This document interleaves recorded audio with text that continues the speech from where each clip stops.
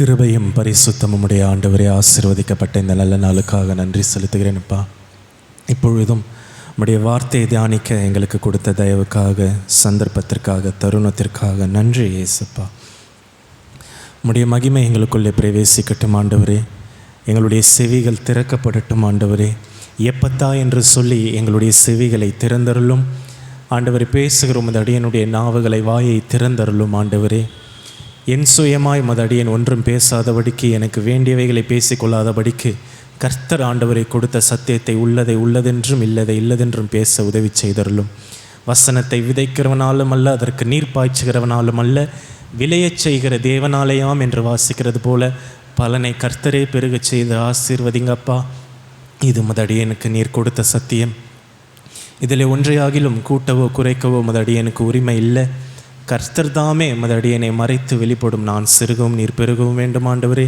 உமது அடியனை கட்டுப்படுத்தி ஆவியானவர் இந்த ஸ்தலத்தை பொழுதே பாளையம் இறங்கி உம்முடைய கட்டுப்பாட்டுக்குள்ளே எடுக்கும்படியாய் செபிக்கிறேன். சகல கர்த்தாவை இந்த வார்த்தைகளுக்கு விரோதமாய் கிரியை செய்கிற, கேட்க விடாமல் தொந்தரவு செய்கிற எல்லா வல்லமைகளையும் கர்த்தராகிய மெய்ப்பர் இயேசு கிறிஸ்துவின் நாமத்தினாலே கடிந்து கொண்டு கட்டி பாதாளத்துக்குள்ளே தள்ளி முத்தரிக்கிறேன். கனநித்திரையின் ஆவிகளை இயேசு கிறிஸ்துவின் நாமத்தினாலே அப்புறப்படுத்தி பாதாளத்துக்குள்ளே தள்ளி முத்தரிக்கிறேன்.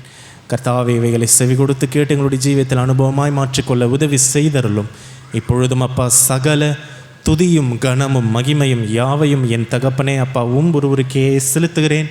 கர்த்தராகிய மெய்ப்பர் இயேசு கிறிஸ்துவின் ஜீவனுள்ள கிருபையுள்ள நாமத்தினாலே செபித்து ஸ்தோத்தரிக்கிறேன். எங்கள் ஜீவனுள்ள மகிமையின் பரிசுத்த இரக்கங்களின் எங்கள் அன்பின் நல்ல பிதாவே, ஆமேன், ஆமேன், ஆமேன், ஆமேன். அல்லேலூயா, ஆமேன்.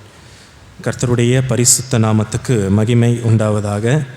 நம்முடைய தியானத்துக்காக லூக்கா எழுதின சுவிசேஷம் 22ஆம் அதிகாரம் 28வது வசனத்தை நாம் வாசிப்போம். லூக்கா 22ஆம் அதிகாரம் 28வது வசனம்.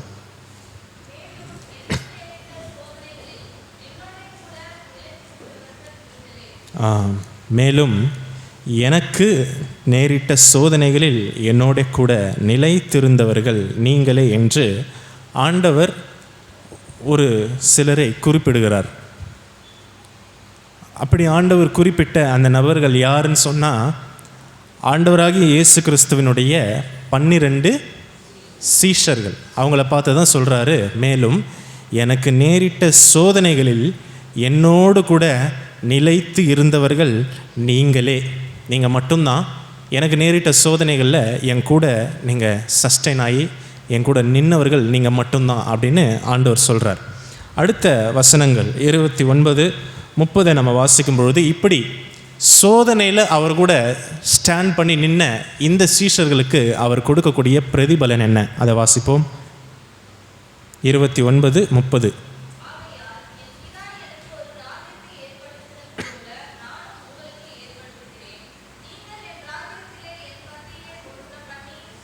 போஜன பானம் பண்ணி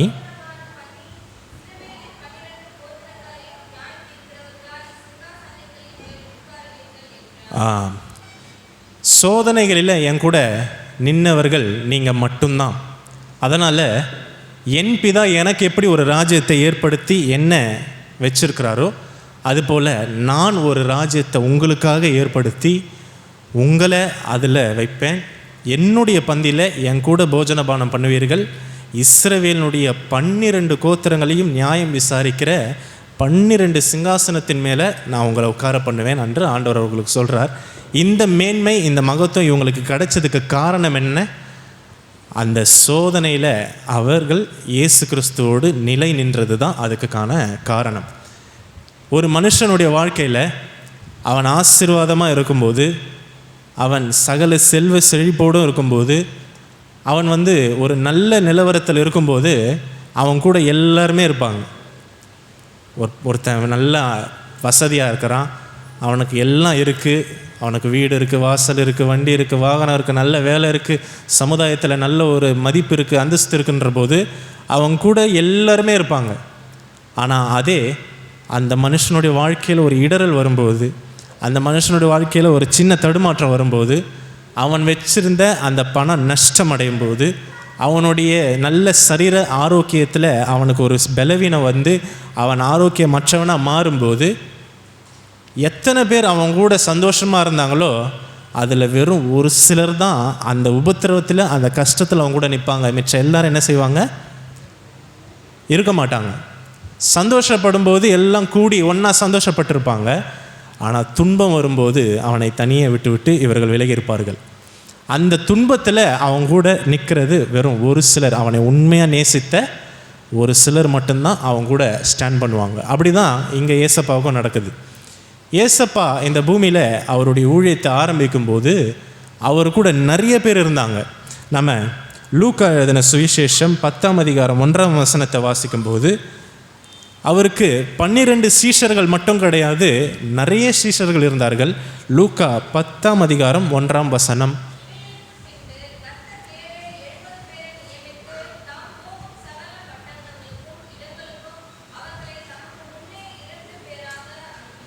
பார்த்தீங்களா? எத்தனை பேர்?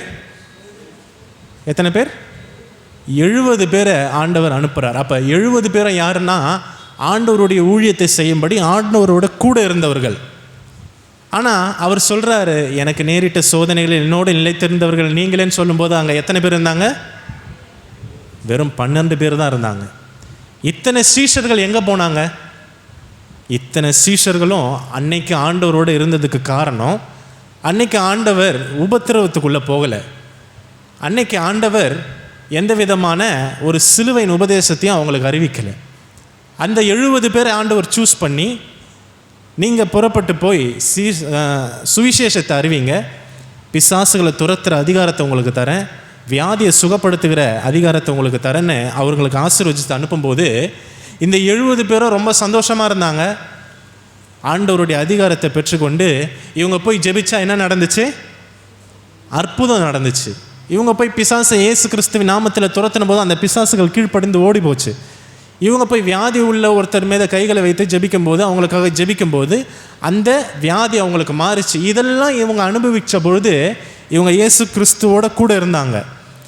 அதனால தான் ஆண்டவர் சொல்கிறார், 10ஆம் அதிகாரத்தினுடைய, அதே லூக்கா 10ஆம் அதிகாரத்தினுடைய 17லேருந்து 20 வரை உள்ள வசனங்களை வாசிப்போம்.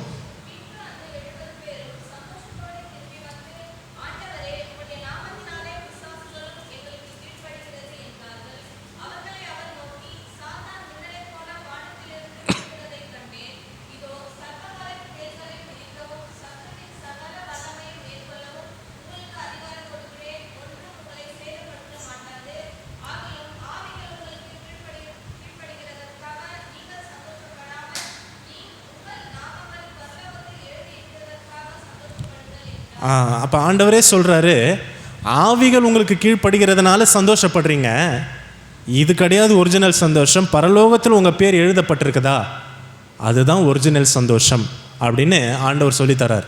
அப்போ இந்த 70 சீஷர்கள், மற்ற எல்லா சீஷர்களும் ஏசப்பா கூட இருந்ததுக்கு காரணம் என்னென்னா, அவர் அவங்களுக்கு கொடுத்திருந்த அந்த அதிகாரம், அவர் அவங்களுக்கு கொடுத்திருந்த அந்த ஆசீர்வாதங்களுக்கு தான் அவர் கூட அவங்க நின்னாங்க.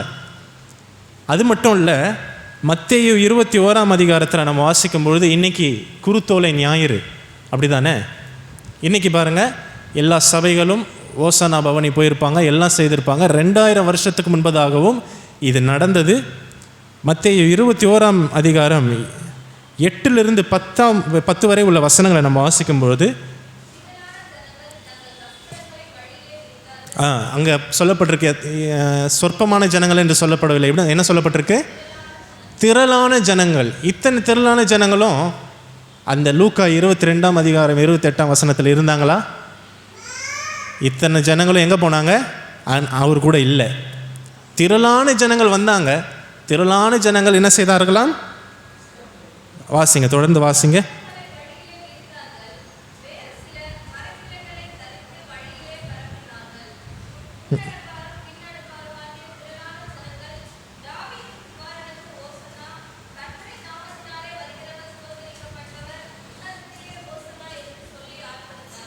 முன்னாகவும் பின்னாகவும் திரளான ஜனங்கள்னு வாசிக்கிறோம். இத்தனை ஜனங்கள் அவர் நன்மை செய்யும் போது அவர் கூட இருந்தாங்க. 5 அப்பம் 2 மீனை கொண்டு 5000க்கும் மேலான ஆட்களை போஜனம் கொடுக்கும்போது திரளான ஜனங்கள் இருந்தாங்க, திரளான சீஷர்கள் இருந்தாங்க. குருடர்களை சொஸ்தப்படுத்தும் போது திரளான ஜனங்க இருந்தாங்க, திரளான சீஷர்கள் இருந்தாங்க. வியாதியஸ்தரை சுகப்படுத்தும் போது திரளான ஜனம் சீஷர்கள் இருந்தாங்க. எல்லாமே அவர் நன்மை செய்யும் போது தான் அவர் கூட திரளான ஜனங்க இருந்தாங்க.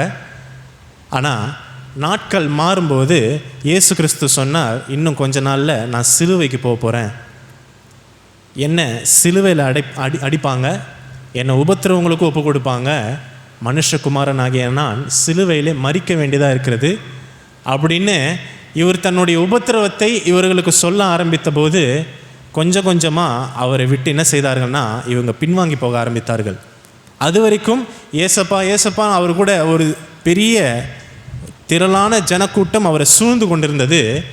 ஆனால் எப்போ நான் உபத்திரவத்துக்குள்ளே போக போகிறேன்னு அவர் சொன்னாரோ, இந்த ஜனங்கள் கொஞ்சம் கொஞ்சமாக அவரை என்ன செய்தார்கள்னா அவரை விட்டு பின்வாங்க ஆரம்பித்தார்கள். யோவான் 6ஆம் அதிகாரம் 60வது வசனத்தை வாசிப்போம். யோவான் 6ஆம் அதிகாரம் 60வது வசனம்.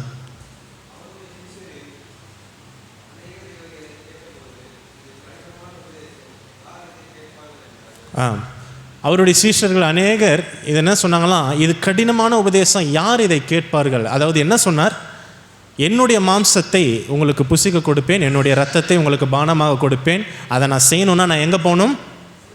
சிலுவைக்கு நான் போக வேண்டியதாக இருக்கிறது அப்படின்னு இயேசு கிறிஸ்து தன்னுடைய உபத்திரவத்தை பற்றி அவர்களுக்கு தெரியப்படுத்தும் போது இவங்க சொல்கிறாங்க, இதுவரைக்கும் அவரோடு கூட இருந்தவர்கள், இதுவரைக்கும் அவருடைய நன்மைகளை அனுபவித்தவர்கள் சொல்லுகிறாங்க, இது கஷ்டமான உபதேசம், யார் இதெல்லாம் கேட்பா அப்படின்னு சொல்கிறாங்க. தொடர்ந்து 66வது வசனத்திலிருந்து 71 வரை உள்ளதை வாசிப்போம்.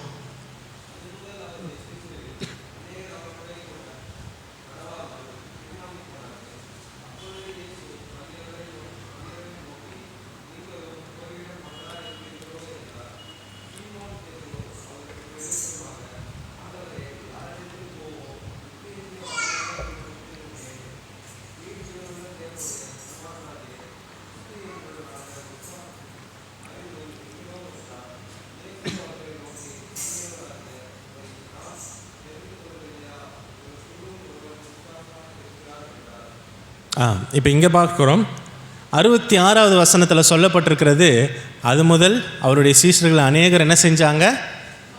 பின்வாங்கி போனார்கள். அவ்வளோதான். எப்போ தான் உபத்திரவத்துக்குள்ளே போகிறேன்னு அவர் சொன்னாரோ அது வரைக்கும் அவரோடு கூடியிருந்தவர்கள், அவருக்கு பின் சென்றவர்கள், அவரை கனப்படுத்தினவர்கள், அவரை புகழ்ந்தவர்கள் எல்லாம் அவர் ஒரு கஷ்டத்துக்குள்ளே போக போகிறாருன்னு தெரிஞ்ச உடனே என்ன செஞ்சிட்டாங்க? கொஞ்சம் கொஞ்சமாக அவரை விட்டு பின்வாங்க ஆரம்பித்தார்கள். இதுதான் மனுஷனுடைய நிலவரம். ஒரு சந்தோஷம் வரும்போது நம்ம எல்லாரும் இணைகிறோம், ஒரு ஆர்ப்பரிப்பு வரும்போது நம்ம எல்லாரும் இணைகிறோம். நம்முடைய கிறிஸ்தவ வாழ்க்கையில் கர்த்தர் நம்மை ஆசீர்வதிக்கும் போது நம்ம கர்த்தரை தேடுறோம், ஆண்டவரை ஸ்தோத்தரிக்கிறோம், ஆண்டவருடைய சமூகத்துக்கு வருகிறோம், ஆண்டவருக்கு கனங்களை துதிகளை மகிமைகளை செலுத்துகிறோம். ஆனால் அதே ஆண்டவர் கையிலிருந்து நமக்கு ஒரு உபத்திரம் வரும்போது சர்ச்சுக்கு வர்றது என்ன செஞ்சிடறாங்க? விட்டுடுறாங்க. ஜெபிக்கிறது என்ன செஞ்சிடறாங்க? விட்டுடுறாங்க. வேதம் வாசிக்கிறத விட்டுடுறாங்க. கர்த்தரையே மறந்து பின்வாங்கி போகிற ஆட்களும் கூட உண்டு. இது ஏன் நடக்குதுன்னா, ஆண்டவரை தேடாமல் ஆண்டவர்கிட்ட ஒரு எதிர்பார்ப்போடு மட்டும் ஆண்டவரை தேடுறதுக்கு தான் இதுக்கு காரணம். இந்த சீஷர்களும் இந்த ஜனங்களும் கிறிஸ்துவை பின்பற்றினதுக்கு ஒரே காரணம், அவர் மேசியா, அவர் ராஜாவாக ஆனார்னா நமக்கு பல நன்மைகள் கிடைக்குங்கிற ஒரே நோக்கத்தோட ஒரு எதிர்பார்ப்போடு தான் அவரை பின்பற்றினார்கள், அவருக்கு பின் சென்றார்கள்.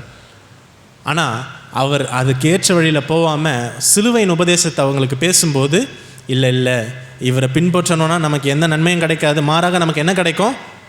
உபத்திரவமும் பிரச்சனையும் தான் வரும். அதனால் அவரை விட்டு பின்வாங்கிறது தான் நல்லதுன்னு சொல்லி அநேகர் அவரை விட்டு பின்வாங்கி போனார்கள். இந்த மாதிரி நாம் இருக்கக்கூடாது. கிறிஸ்துவை பின்பற்றுகிற நமக்கு வெறும் ஆசீர்வாதங்கள் மட்டுமே நம்முடைய வாழ்க்கையில் என்ன செய்யாது? வராது. ஆண்டவர் சொன்னார் இஸ்ரவேல் ஜனங்களுக்கு, எகிப்திலேருந்து அவங்களை அழைத்து செல்லும்போது பாலும் தேனும் ஓடுகிற கானான் தேசத்துக்கு உங்களை கொண்டு போவேன்னு சொன்னார். ஆனால் போகிற வழி எப்படி இருந்துச்சு? வனாந்தர வழி. அப்போ அந்த ஆசீர்வாதத்தை சுதந்திரித்து கொள்ளணும்னா நமக்கு இந்த பாதையில் கஷ்டங்கள் வரும். இயேசு கிறிஸ்துவின் மூலமாக நமக்கு சில உபத்திரங்கள் வரும். அவரை தேடுகிறதுனால நமக்கு சில பிரச்சனைகள் வரும். அந்த பிரச்சனைகள் வரும்போது நிலை நிற்கிறது என்கிற ஒரு விஷயம் நமக்குள்ளே இருக்கணும்.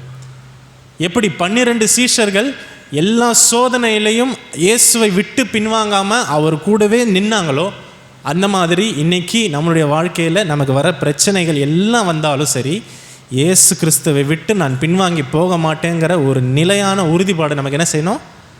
நிச்சயமாக இருக்கணும். இது எப்படி நமக்குள்ளே வரும்னா, எதிர்பார்ப்பில்லாமல் இயேசு மட்டும்தான் எனக்கு வேணும்னு சொல்லி அவர் அன்பு கூறும்போது மட்டும்தான் இது நம்மளால் முடியும். இந்த மார்க்கத்துக்குள்ளே இயேசு கிறிஸ்துவை தவிர்த்துட்டு சில பேர் ஆண்டவரை ஏற்றுக்கொள்கிற விதம் எனக்கு எப்படி இருக்குன்னு சொன்னால், சுவிசேஷம் சொல்லும்போதே இப்போ நம்ம எப்படி சொல்கிறோன்னா, ஆண்டவரை ஏற்றுக்கொள்ளுங்க உங்கள் கடன் பிரச்சனை மாறும் அப்படின்னு சொல்கிறாங்க. அப்படி தானே சொல்கிறாங்க. ஒரு டிராக்டர் கொடுக்குறவங்க, ஒரு சுவிசேஷம் சொல்கிறவங்க எப்படி ஆரம்பிப்பாங்க? கடன் பிரச்சனையில் இருக்கிறவங்களையோ, வியாதி பலவீனத்தில் இருக்கிறவங்களையோ, ஏதோ ஒரு பிரச்சனை இருக்கிறவங்கள பார்த்து ஜெபம் பண்ணலாம், ஆண்டவர் உங்களுக்கு நன்மை செய்வார், உங்கள் கடன் பிரச்சனை எல்லாம் ஆண்டவர் மாற்றிடுவார் அப்படி சொல்லி அழைக்கிறாங்க. அதுக்கப்புறம் என்ன சொல்கிறாங்க? உங்கள் வியாதி பலவீனம் மாறுறதுக்காக நான் ஜெபிக்கிறேன் அப்படின்னு சொல்லி போய் வியாதி பலவீனம் மாறுறதுக்காக ஜெபிக்கிறாங்க. இப்போ இதெல்லாம் நடக்கும்போது என்ன செய்கிறாங்க? கிறிஸ்துவை ஏற்றுக்கொள்கிறாங்க. ஆனால் உண்மையான சுவிசேஷம் எது தெரியுமா? ஆண்டவர் அற்புதம் செய்வார், ஆண்டவர் சுகம் தருவாருங்கிறது சுவிசேஷம் கிடையாது. பாவியாகிய நமக்காக கிறிஸ்து இயேசு என்கிற ஒருவர் சிலுவையில் அறையப்பட்டார், அவர் மரித்தார், நம்முடைய பாவங்களுக்காக மரித்து 3ஆம் நாளில் உயிர்த்தெழுந்தார், மீண்டும் நம்மை பரலோகத்துக்கு கொண்டு செல்கிறதற்கு வருவார். இதுதான் சுவிசேஷம். புரியுதா உங்களுக்கு? இப்போ இது வரைக்கும் உங்களுக்கு சுவிசேஷம்னா என்னன்னு தெரியாமல் இருந்திருக்க வாய்ப்பு உண்டு. ஒரிஜினல் சுவிசேஷம்னா என்னன்னா, உலகத்தின் பாவத்துக்காக இயேசு என்கிற ஒருவர் மரித்தார், அந்த மரணத்தின் நிமித்தம் நமக்கு இருந்த பாவம் நமக்கு மன்னிக்கப்பட்டது, அவர் 3ஆம் நாளில் உயிரோடு எந்திரிச்சார், பரலோகத்துக்கு போய் பிதாவின் சிங்காசனத்தில் அவருடைய வலது பாரிசத்தில் வீற்றிருக்கிறார், மறுபடியும் நம்ம எல்லாரையும் பரலோகத்துக்கு கொண்டு செல்கிறதுக்கு மறுபடியும் பூமிக்கு வருவார். இதுதான் சுவிசேஷம், இதுதான் காஸ்பல். அன்னைக்கு இயேசுவானவர் பிறக்கும் பொழுது சகல ஜனங்களுக்கும் நற்செய்தி அறிவிக்கும்படி ஒரு தூதன் வந்தான். அவர் சொன்னார், அந்த சுவிசேஷத்தை சொன்னார். அதுதான் சுவிசேஷம். ஆனால் இன்றைக்கி சுவிசேஷம் எப்படி மாறிடுச்சுன்னா, ஆண்டவர் ஏற்றுக்கொள்ளுங்க உங்கள் பண கஷ்டம் மாறும், ஆண்டவர் ஏற்றுக்கொள்ளுங்க உங்கள் வியாதி பலவீனம் மாறும், இப்படி சொல்கிறதுனால ஜனங்க இந்த எதிர்பார்ப்புக்காக மட்டும்தான் ஆண்டவரை ஏற்றுக்கொள்கிறாங்க. அது நடந்தால் ஆண்டவரை பின்பற்றுவாங்க, அது நடக்கலைன்னா என்ன செய்வாங்க? பின்வாங்கி போயிடுவாங்க. அது நடக்கிற வரைக்கும் ஆண்டவரை பின்பற்றுவாங்க, அது நடந்த பிறகு ஆண்டவரை விட்டு பின்வாங்கி போவாங்க. அப்போ சுவிசேஷம் சொல்லுகிற விதம் மாறி இருக்கு. அப்போ சுவிசேஷம் சரியாக நம்ம சொன்னோம்னா, கிறிஸ்துவுக்காக மட்டும் ஆண்டவரை ஏற்றுக்கொள்ளுங்க, பணத்துக்காக ஆண்டவரை ஏற்றுக்கொள்ளாதீங்க, உங்கள் வியாதி பலவீனம் மாறும்னு ஆண்டவரை ஏற்றுக்கொள்ளாதீங்க, இயேசுவானவர் தெய்வம், உண்மையான தெய்வம், அவரை ஏற்றுக்கொள்ளுங்க. இப்படி சுவிசேஷம் சொன்னால், இப்படி ஒரு மனுஷன் ஆண்டவரை ஏற்றுக்கொண்டால் மட்டும்தான் அவனால் என்ன செய்ய முடியும்? முடிவு பரியந்தம் அவனால் நிலை நிற்க முடியும். இது இல்லாமல் வெறும் பணத்துக்காகவும் வெறும் ஒரு தேவைக்காக மாத்திரம் கிறிஸ்துவை நாம் பின்பற்றுகிறவர்களாய் மாறும்போது, அந்த தேவை சந்திக்கப்பட்ட உடனே நம்முடைய மனசு என்ன செய்யும்? கொஞ்சம் கொஞ்சமாக பின்வாங்கும். அல்லது அந்த தேவை நம்முடைய வாழ்க்கையில் நிறைவேறாத பட்சத்தில் இனி இவரை பின்பற்றுகிறதுல என்ன இல்லை, பிரயோஜனம் இல்லைன்னு சொல்லி அநேகர் பின்வாங்கி போய்விடார்கள். இதுதான் 2000 வருஷத்துக்கு முன்பாக ஏசப்பாவுக்கு நடந்துச்சு. அவர் மேசியா, அவர் ராஜாவாக இருந்து இஸ்ரவேல் ஜனங்களை ஆளுகை செய்வார். அப்போ என்ன நடக்கும்? பலவிதமான நன்மைகள் நமக்கு கிடைக்கும், நம்ம தேசம் ஆசீர்வதிக்கப்படும், நம்முடைய பொருளாதாரம் உயரணும்னு அவரை பின்பற்றின ஜனங்கள் தான் இந்த திரளான ஜனங்கள். அந்த 70 சீஷரும் அவரை ஃபாலோ பண்ணதுக்கு காரணம் என்னென்னா, அவர் போய் தாவீதின் சிங்காசனத்தில் உட்காருவார், அப்படி உட்கார்ந்தாருன்னா நமக்கும் ஏதாவது ஒரு அந்த சிங்காசனத்தில் நமக்கு ஒரு பங்கு கிடைக்கும், நம்மளும் ஆளுகைக்குரியவர்களாக மாறலாம். இந்த காரணத்துக்காக அவரை ஃபாலோ பண்ணாங்க. ஆனால் அவர் சொன்னார், நான் சிலுவைக்கு போகிறேன், என்னுடைய பாதை சிலுவைக்கு நேராக இருக்குதுன்னு சொன்னோன்னே அப்படியே என்ன செஞ்சிட்டாங்க? அந்தர் பெல்ட்டி அடிச்சு அப்படியே கொஞ்சம் கொஞ்சமாக நைஸாக எல்லாம் விலகிட்டாங்க. இப்போ சொல்கிறார் ஆண்டவர் லூக்கா 28:22-28 அந்த அவர் காட்டி கொடுக்கப்பட போகிற அன்றைக்கு இரவு, அந்த கடைசி இரவு, அவர் கைது செய்யப்பட போகிற அன்றைக்கு இரவில் அவர் சொல்கிறாரு, எத்தனையோ ஜனங்கள், திரளான ஜனங்கள் இருந்தாங்க, ஓசானா ஓசானான் பவனியில் பாடினாங்க, திரளான சீஷர்கள் இருந்தாங்க, எல்லாம் எங்கே போனாங்க? எல்லாம் சோதனை வரும்போது காணா போயிட்டாங்க. ஆனால் எனக்கு நேரிட்ட சோதனைகளில் என்னோடு கூட நிலைத்திருந்தவர்கள் யார்? 12 பேராகி நீங்கள் மட்டும்தான் இப்போ வரைக்கும் என் கூட நிற்கிறீங்க அப்படின்னு ஆண்டவர் சொன்னார். இப்படி ஒரு பேரை நம்ம ஆண்டவர்கிட்டேருந்து வாங்கணும். தேவை உனக்கு இருக்கும்பொழுது, உனக்கு ஒரு எதிர்பார்ப்பு இருக்கும்போது மட்டும் நீ என்னை தேடனியே, என் மகனே என் மகளே, கருத்தாய் ஜெபித்தியே, கருத்தாய் தேவ சமூகத்தில் வந்து விசாரித்தியே, இப்போ உன்னுடைய வாழ்க்கையில் ஒரு உபத்திரம் வரும்போது நீ என்னை தேடாமல் போனதற்கு காரணம் என்னன்னு ஆண்டவர் கேட்பார் தானே? நீ நிலைத்து நிற்காமல் போனது என்னன்னு ஆண்டவர் கேட்பார் தானே? நம்மளை பார்த்து ஆண்டவர் சொல்லணும், உபத்திரவத்திலையும் நீ என்னை உண்மையாய் தேடினாய் அப்படின்னு சொல்லி நிலை நிற்கிற ஒரு மனுஷனாக கர்த்தர் நம்ம பார்க்கணும். நம்ம நிலை நிற்கக்கூடிய ஒரு ஆளாய் மாறணும்.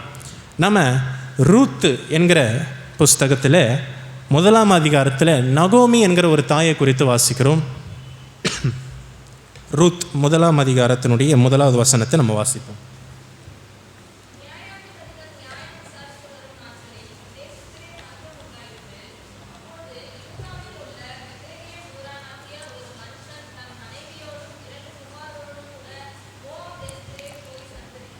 போதும். இங்கே முதல் வசனத்தில் வசனம் என்ன சொல்லுகிறது? இல்லை அப்படியே தொடர்ந்து அந்த வசனத்தில் ஒரு விஷயம் இருக்குது. தேசத்தில் பஞ்சம் உண்டான போது என்ன ஆச்சு? தேசத்தில் பஞ்சம் உண்டாயிடுச்சு. அதுக்கப்புறம் தொடர்ந்து வாசிங்க, 5வது வசனத்தை வாசிப்போம். இல்லை இருக்கட்டும், 1, 2 அப்படியே தொடர்ந்து வாசிங்க.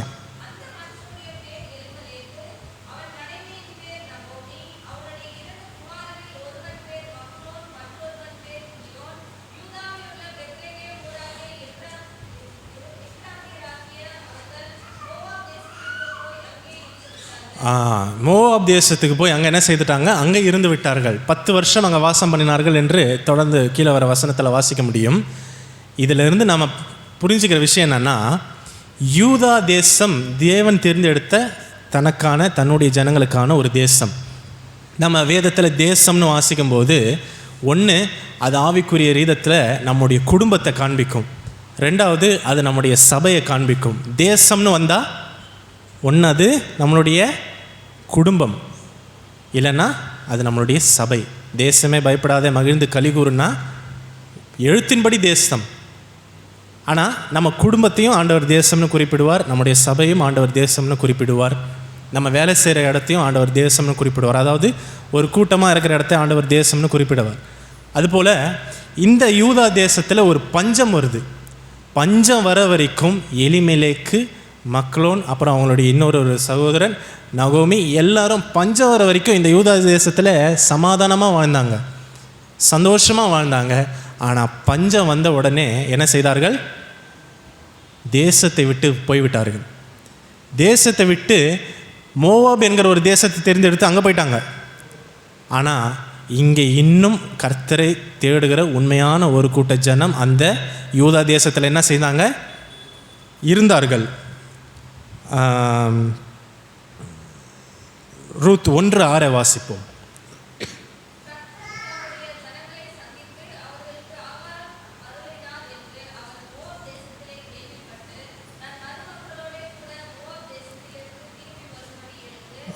போதும். பஞ்சம் ஏற்பட்ட போது தேசத்தை விட்டு ஓடி போய்விட்டார்கள். இப்போ மறுபடியும் நியூஸ் வருது, கர்த்தர் தன்னுடைய ஜனங்களை சந்தித்து அவர்களுக்கு என்ன செய்தார்? ஆகாரம் அருளினார். இப்போ மறுபடியும் என்ன செய்கிறாங்க? மறுபடியும் யூதா தேசத்துக்கு வராங்க. இவ்வளோ நாள் எங்கே போனேன்? உன்னுடைய தேசம் பஞ்சத்தில் இருக்கும்போது அதை நீ விட்டு போனாய். இப்போது உன் தேசம் மறுபடியும் வாழ்க்கைப்பட்டுடுச்சுன்னு தெரிஞ்ச பிறகு நீ மறுபடியும் திரும்பி வர. உபத்திரவத்தில் நிலை நிற்காமல் போனது என்ன? இதுக்கு எலிமெலேக்கு தான் காரணம். அன்னைக்கு காலத்தில் ஸ்திரீகள் தன்னுடைய சுய முடிவை எடுக்க முடியாது. இன்றைக்கி பாருங்கள், ஃபெமினிசம்ன்ற ஒரு விஷயம் இருக்குது. ஆண் எதெல்லாம் செய்வானோ அதை நானும் செய்வேன். நீ வண்டி ஓட்டினா நானும் வண்டி ஓட்டுவேன், நீ பஸ் ஓட்டினா நானும் பஸ் ஓட்டுவேன், நீ 2 வீலர் கீர் வச்ச பைக் ஓட்டினா நானும் ஓட்டுவேன், நீ எங்கே போனாலும் நானும் போவேன், நீ நைட்டு 1 மணிக்கு நைட் ரைடு போனால் நானும் நைட் ரைடு போவேன், நீ எதெல்லாம் செய்கிறியோ அதெல்லாம் நானும் செய்வேன்னு ஃபெமினிசம் பேசுகிறாங்க. அன்னைக்கு காலத்தில் அப்படி இல்லை. ஒரு ஒழுக்கம் இருந்தது, ஒரு சீர் இருந்துச்சு. குடும்ப தலைவன் முக்கியமான பொறுப்புகளை அவர் முடிவெடுப்பார். மனைவி அதற்கு இசைந்து செவி கொடுப்பார்கள், அது நியாயமாக இருக்கிற பட்சத்தில். இதுதான் விவாக விஷயத்தினுடைய பிரமாணமாகவும் கர்த்தர் வச்சார்.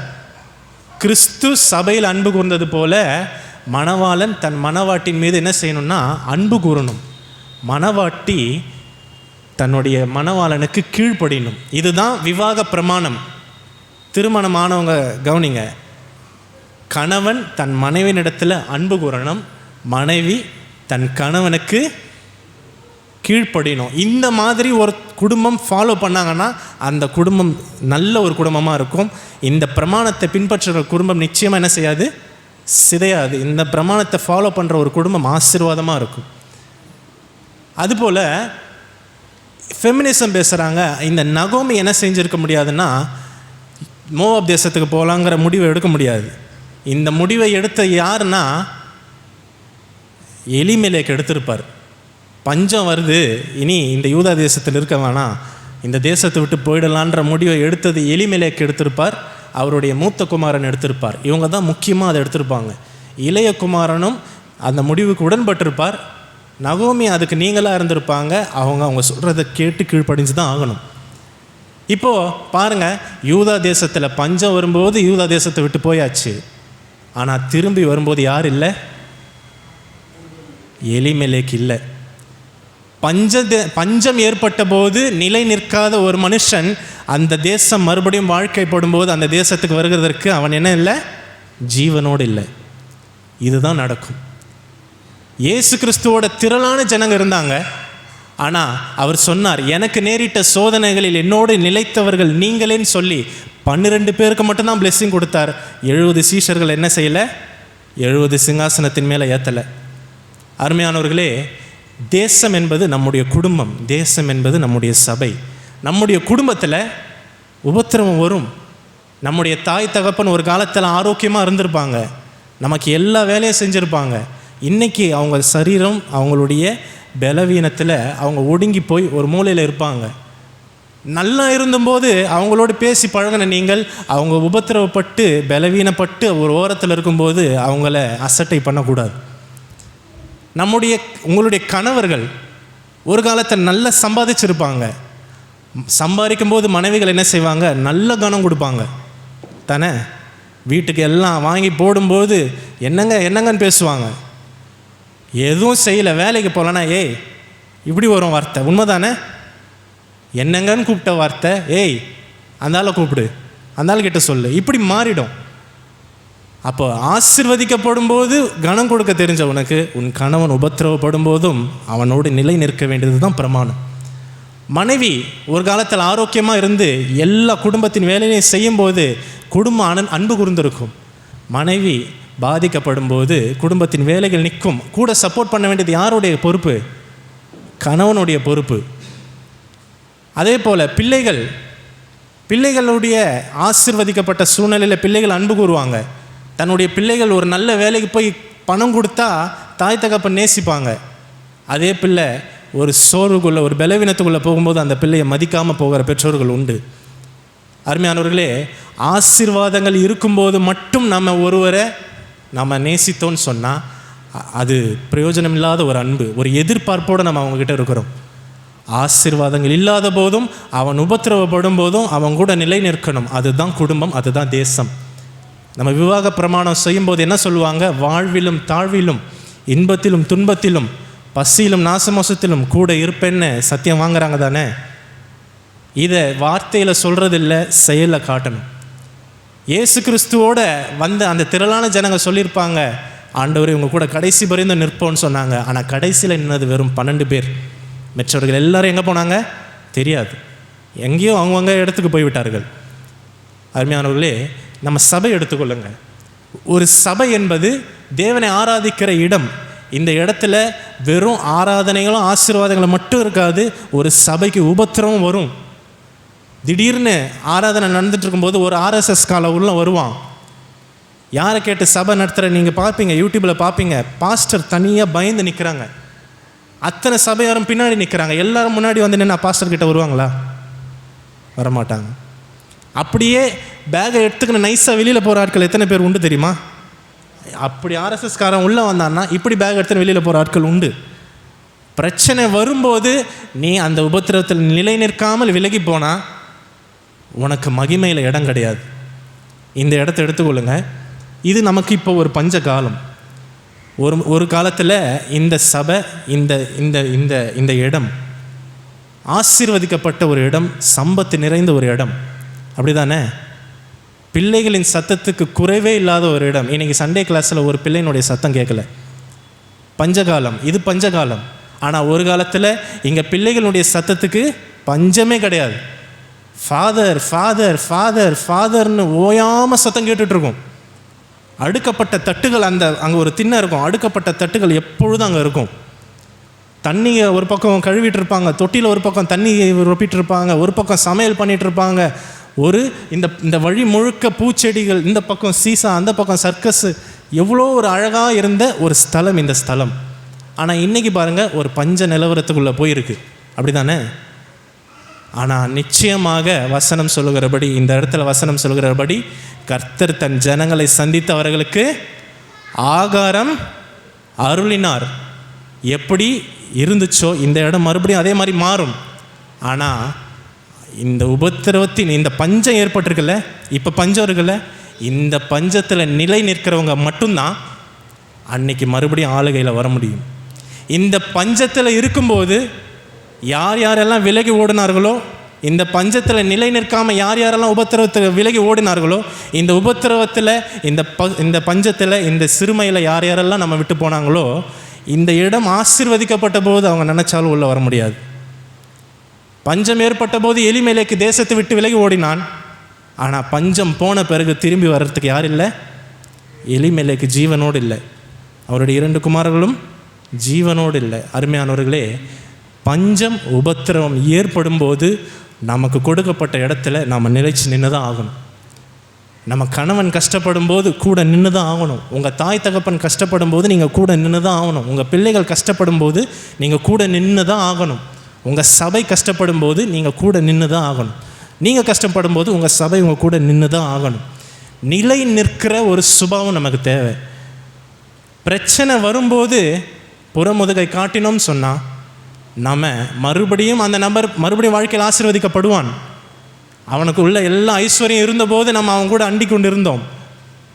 ஆனால் அவன் உபத்திரவப்பட்ட போது அவனை விட்டு விலகிட்டோம். அந்த மனுஷன் அப்படியே இருக்க மாட்டான். மறுபடியும் ஒரு நாள் அவனுக்குள்ளே மறுபடியும் அந்த ஆசீர்வாதங்களை கர்த்தர் தருவார்.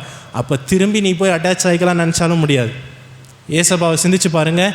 70 சீஷர்கள் இருந்தாங்க, திரளான ஜனங்கள் இருந்தாங்க. சிங்காசனத்தை 12 பேருக்கு மட்டும்தான் கொடுத்தார். என்னோடு சோதனையை நிலைத்திருந்தவர்கள் நீங்களே, உங்களுக்கு தான் 12 சிங்காசனம். வேறு யார் வந்தாலும் என்ன செய்ய மாட்டேன், அக்கிரம செய்யக்காரர்கள் என்னை விட்டு அகன்று பொருள்கள் உங்களை அறியேன் சொல்லுவேன். அருமையானவர்களே, நிலைச்சு நிற்கிற ஒரு தன்மை நமக்கு தேவை. நம்மளுடைய வாழ்க்கையில் ஆண்டவர் நம்மை ஆசீர்வதிப்பார். நம்ம கேட்குறதெல்லாம் நமக்கு தருவார். நம்ம விருப்பப்படுறதெல்லாம் நமக்கு அருள் செய்வார். அப்போ மட்டும் ஆண்டவரே நன்றி நன்றி நன்றி நன்றி நன்றின்னு சொல்லுவோம். நம்முடைய வாழ்க்கையில் உபத்திரம் வரும்போது வேதத்தை எடுக்கக்கூட பலம் இருக்காது, வேதத்தை படிக்கலான்ற மனசு இருக்காது, சபைக்கு போகலாங்கிற மனசு இருக்காது. அப்புறம் எப்படி? அப்போ ஏதோ உன்னை எதிர்பார்த்து தான் நீ கிறிஸ்துவ அன்பு கூறுகிறியா? உபத்திரம் உன்னோட வாழ்க்கையில் வரும்போது எனக்காக நிலை நிற்க மாட்டியா? ஆண்டவர் கேட்பாது தானே. அருமையானவர்களே, ஆண்டவர் கிட்ட அந்த 12 சீஷர்கள் மட்டும்தான் நிலைச்சு நின்னாங்க. மிச்சம் எல்லாரும் அவரை விட்டு விலகி போனார்கள். அவர்கிட்ட நன்மை பெற்றவர்கள், அவரிடத்தில் ஆசீர்வாதம் பெற்றவர்கள், அவரிடத்தில் இன்பத்தை அனுபவித்தவர்கள் எல்லாரும் அவரை உதறி தள்ளிவிட்டு ஓடி போனார்கள். இன்னும் சரியாக சொல்லணுன்னா, கைதுக்கு முன்னாடி தான் இந்த 12 பேரும் கூட நிலைச்சு நின்னாங்க. அவரை கைது பண்ண பிறகு இந்த 12 பேரும் கூட என்ன செய்தார்கள்? அவரை விட்டு போனார்கள். இது நடக்கும், நமக்கும் நடக்கும். நம்மளும் ஒரு அளவுக்கு நிலைச்சு நிற்போம். உபத்திரவம் மிகுதியாக மிகுதியாக மிகுதியாக பெருகும்போது கண்டிப்பாக நம்மளும் என்ன செய்வோம்? நிலை நிற்க முடியாதபடி நாம் விழுந்து போகிற சில நிலவரங்கள் வரும். ஆனால் இந்த 12 சீஷர்களில் 11 பேர் மீண்டுமாக எந்திரிச்சு நிலை நின்னாங்க. அதற்கு காரணம் ஆவியானவர். ஆவியானவர் அவங்களுக்கு பலனாக மாறின பிறகு இந்த 11 பேர் எது வரைக்கும் நிலைச்சு நின்னாங்கன்னா, மரண பரியந்தம் நிலைச்சு நின்னாங்க. நமக்கு தெரிஞ்சது இயேசு கிறிஸ்துவை சிலுவையில் அறைந்தார்கள். பேதுரு எப்படி செத்தாருன்னு யாருக்கு தெரியும்? இயேசு கிறிஸ்துவை நேராக சிலுவையில் அறைந்தார்கள். பேதுரு சிலுவையில் அறையப்படும் போது சொன்னார், என் ஆண்டவரை நேராக சிலுவையில் அடிச்சிங்க, என்னை நேராக சிலுவையில் அடிக்காதுங்க, என்னை தலைகீழாக சிலுவையில் அடிங்க. பேதுருவை தலைகீழாக சிலுவையில் அடித்தாங்க, தலை கீழே கால் மேலே. அந்திரேயா பேதுருனுடைய சகோதரன் எக்ஸ் வடிவிலான சிலுவையில் அரைஞ்சு கொலை செய்தார்கள். அப்போஸ்தலனாகிய பவுலை தலையை துண்டா வெட்டி கொலை செய்தார்கள். இன்னும் யாக்கோபு, பெரிய யாக்கோபு, அவரை தலையை துண்டா வெட்டி ஏரோது ராஜா கொலை செய்தான். இன்னும் சில சீஷர்கள் தோலை உரித்து உரித்து உரித்து கொலை செய்தார்கள். யோவான் அவர் மட்டும்தான் இயற்கை மரணம் அடைந்தார். அவரை கொதிக்கிற எண்ணெய் சட்டியில் கொண்டு போய் போட்டாங்க, அவர் சாகலை. அதனால் அவரை பத்மத்தீவுக்கு நாடு கடத்தி போட்டார்கள். நம்முடைய இந்தியாவுக்கு வந்த தோமா ஜெபித்து கொண்டிருக்கும் போது பின்பக்கத்திலிருந்து ஈட்டியில் குத்தி அவரை கொலை செய்தார்கள். 11 பேருமே இரத்த சாட்சிகளாக மரித்தார்கள். ஸ்தேவான் கல்லெறிந்து கொலை செய்யப்பட்டார். இவங்க எல்லாரும் கடைசி வரைக்கும் நிலை நின்றார்கள். அதற்கு காரணம் ஆவியானவர் அவர்களுக்கு தந்த அந்த பலன். இன்றைக்கி நம்ம நினச்சாலும் சில சூழ்நிலையில் கிறிஸ்துவுக்காக நம்ம நிலைச்சு நிற்க முடியாது.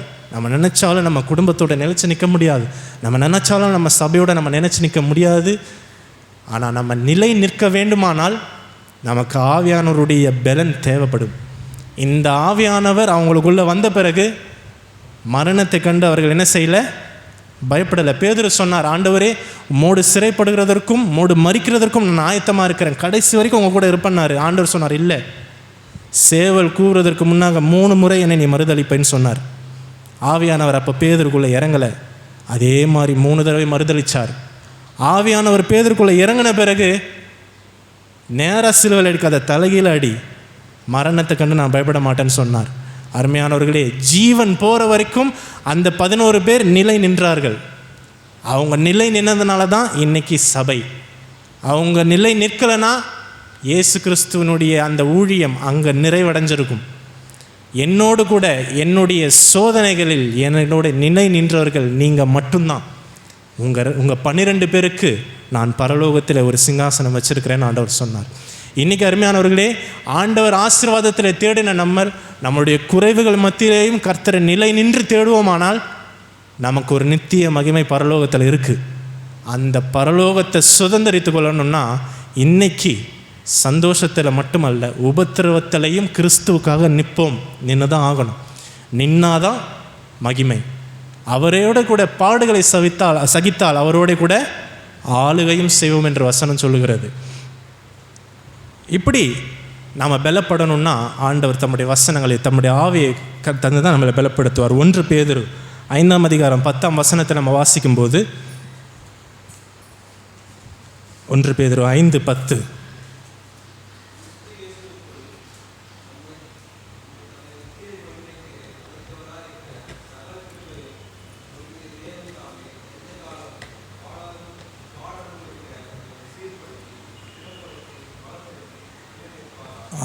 கர்த்தர் என்ன செய்வார்? உங்களை கொஞ்ச காலம் பாடு அனுபவிக்கிறீங்க, இந்த பாடு நிலைச்சு நிற்காது, கவலைப்படாதுங்க. உபத்திரவப்படுற, வியாகுலப்படுறேன்னு சொல்கிறியே, இது நிலை நிற்காது, கொஞ்ச கால பாடு. இந்த கொஞ்ச காலம் பாடு அனுபவிக்கிற உன்னை கர்த்தர் சொல்லுகிறார், சீர்படுத்தி ஸ்திரப்படுத்தி பலப்படுத்தி என்ன செய்வாராம்? நிலை நிறுத்துவார். நிலை நிறுத்துவார். நிச்சயமாக அவர் நம்மை நிலை நிறுத்துவார். அப்போஸ்தலனாகிய பவுல் சொல்கிறார்,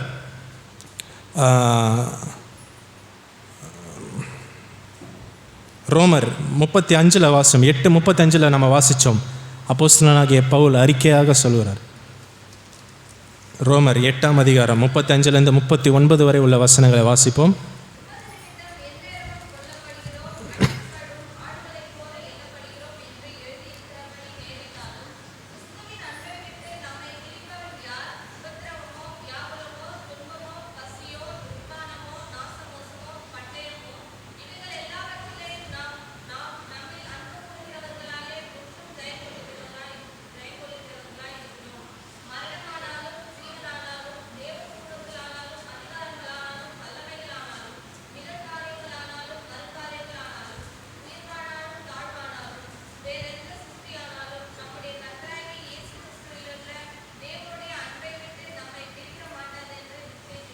எத்தனை சொல்கிறாரு பாருங்க. உபத்திரவமோ, பசியோ, நாசமோசமோ, பட்டயமோ, உபத்திரம், நிர்வாணமோ, வருங்காரங்களோ, நிகழ்காரியங்களோ என்ன வந்தாலும் கிறிஸ்துவின் அன்பை விட்டு அது என்ன செஞ்சிடாது? என்னை பிரிக்காது. காரணம், நான் கிறிஸ்துவிடத்தில் வரும்போது எனக்கு இது கிடைக்கும் அது கிடைக்கும்னு எதையோ எதிர்பார்த்து வரல, எனக்கு கிறிஸ்து தான் வேணும்னு வந்தேன். அப்படி வந்தவங்களால் மட்டும்தான் கடைசி வரைக்கும் நிலை நிற்க முடியும். 12 சீஷர்களும் அதை மட்டும்தான் தேடி வந்தாங்க. யாரிடத்தில் போவோம் ஆண்டவரே? அவர் கேட்டார். திரளான சீஷர்கள் அவரை விட்டு பின்வாங்கும் போது கேட்டார், நீங்களும் போய்விட மனதாக இருக்கிறீர்களோ? அவங்கெல்லாம் போயிட்டாங்க, நீங்களும் போய்விடுவீங்களா அப்படின்னு ஆண்டவர் கேட்டபோது, எங்கே போவோம் ஆண்டவரே? நித்திய ஜீவ வசனங்கள் உங்ககிட்ட மட்டும்தான் இருக்குது, நாங்கள் எங்கே போவோம்? நீங்கள் தேவனுடைய குமாரனாகிய கிறிஸ்து என்று சொன்னார்கள். அந்த 12 பேர் மட்டும்தான் கடைசி வரைக்கும் அவரோடு நின்றார்கள். அருமையானவர்களே, நம்மளும் நம்முடைய ஜீவன் போகிற வரைக்கும் இயேசுக்காக மட்டும் நம்ம நிலை நிற்கணும். அப்படிப்பட்ட ஒரு உறுதி இன்றைக்கி நம்ம எடுக்கணும். அப்படிப்பட்ட ஒரு நிலை நம்ம இன்றைக்கி எடுத்துட்டோன்னு சொன்னால், கிறிஸ்துவை மட்டும் எதிர்நோக்கி நம்ம போனோம்னா நிச்சயமாக நமக்கு ஒரு நித்திய மகிமை உண்டு. கடைசியாக ஒரு வசனத்தை வாசிப்போம். நேற்று நைட்டு பிரசங்கத்தை எடுக்கும்போது எனக்கு ஒரு டவுட் இருந்துச்சு. ஏன்னா இன்றைக்கி குருத்தோலை ஞாயிறு, அது சம்மந்தமாக பேச தானே சபைகள் முற்படுவாங்க. குருத்தோலை ஞாயிறு எப்படி இருந்தது, பவனி எப்படி இருந்தது, அவர் கழுதை குட்டியில் வந்தார், எருசலேமுக்குள்ளே வந்தார், அவர் வந்த பிறகு எதை பார்த்தார், தேவாலயத்துக்கு போனார், அங்கே விற்கிறவர்களை பார்த்து அடித்தார், உதைத்தார், இதை பற்றி தானே நம்ம எடுக்க வேண்டியதாக இருக்கும் அப்படின்னு நான் நினச்சிக்கிட்டு இருந்தேன். ஆனால் நேற்று பிரசங்கத்துக்காக உள்ள ஜபிக்கிறதுக்கு வந்த பொழுது கடகடன்னு ஆண்டவர் இந்த பிரசங்கத்தை கொடுத்தார். ஆனாலும் எனக்குள்ள ஒரு பயம் இருந்துச்சு. ஆண்டவரே, இது சரிதானா அப்படின்னு நினச்சி ரொம்ப ஒரு டவுட்டில் இருக்கும்போது பிரசங்கம் எழுதியே முடிச்சாச்சு, வச்சு ஜெபம் பண்ணிவிட்டேன். ஆனாலும் கலக்கம் போல் எல்லாம் முடிச்சுட்டு வசனம் எடுத்த ஆண்டவர் கொடுத்தார். யோவான் 15ஆம் அதிகாரம் 5ஆம் வசனம். யோவான் சுவிசேஷத்தின் பகுதி 15ஆம் அதிகாரம் 5ஆம் வசனம்.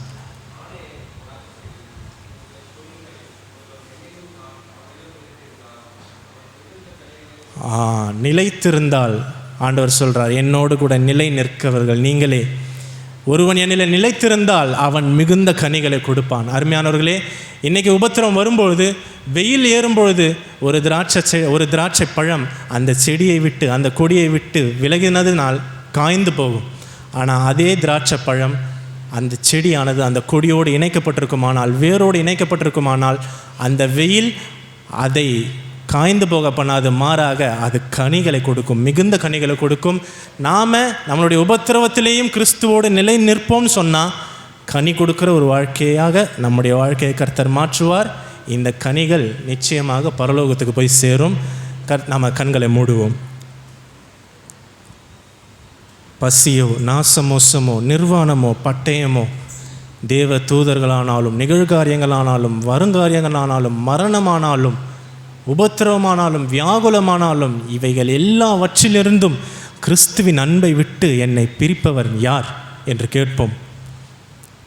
என் வாழ்க்கையில் என்ன நடந்தாலும், என் குடும்பத்துக்கு வருகிற உபத்திரவத்தில் நான் நிலை நிற்பேன் என்கிற ஒரு உறுதியை நம்ம எடுக்கணும். என் வாழ்க்கையில் என்ன நடந்தாலும் சபை கூட நிலை நிற்பேன் என்கிற உறுதியை நம்ம எடுக்கணும். என் வாழ்க்கையில் உபத்திரவங்கள் நேரிட்டாலும் நான் ஆராதிக்கிற இயேசுவை விட்டு நான் பின்வாங்க மாட்டேன். அவரோடு கூட அந்த உபத்திரவத்தில் நான் நிலை நின்று அவரையே ஆராதிப்பேன். யோசுவா சொன்னது போல நானும் என் வீட்டாருமோ கர்த்தரையே சேவிப்போம்.